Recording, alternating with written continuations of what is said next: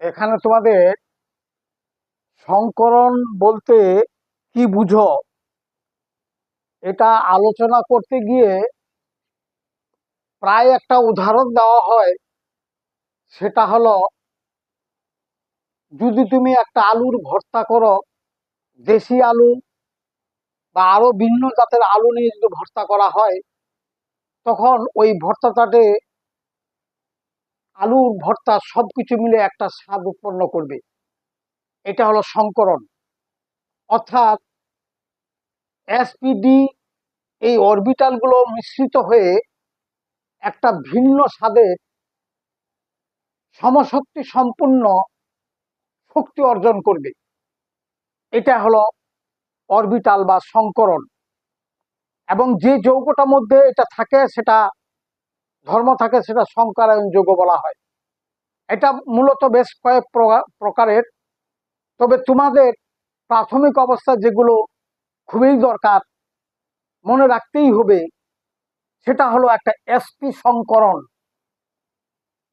এটার বেস্ট একটা উদাহরণ হচ্ছে বোরন ক্লোরাইড অথবা অ্যাসিটিলিন বা ইথাইন। এর আকৃতি হলো সরল রৈখিক, লিনিয়ার। মনে রাখতে হবে, এসপি সংকরণের আকৃতি হলো লিনিয়ার বা সরল রৈখিক, এবং ইথাইনের বন্ধন কোণ 120। এটার আকৃতি সরল রৈখিক, জ্যামিতিক আকৃতি। আর sp3 একটা সংকরণ, যেটা তোমাদের ইন্টারমিডিয়েট লেভেলে খুবই দরকার। এগুলো এগুলো আলোচনা, বিস্তারিত আলোচনা আছে, আমি ওইদিকে যাচ্ছি না।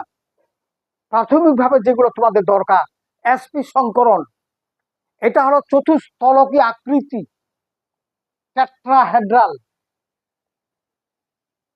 আকৃতিটার নাম, geometric shape and size is tetrahedral.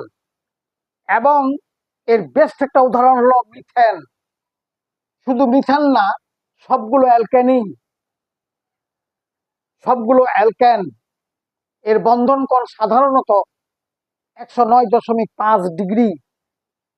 এটুকু মনে রাখতে হবে। মিথেনের জন্য বন্ধন কোণ পরিবর্তন হতে পারে। পানির sp3 হইলেও কিন্তু বন্ধন কোণ আলাদা হবে, অ্যামোনিয়ার sp3 হইলেও বন্ধন কোণ আলাদা হবে, কিন্তু আকৃতি হলো টেট্রাহেড্রাল বা চতুস্তলকীয়। sp2 সংকরণ, এটার আকৃতি হলো ত্রিগোণমিতীয়।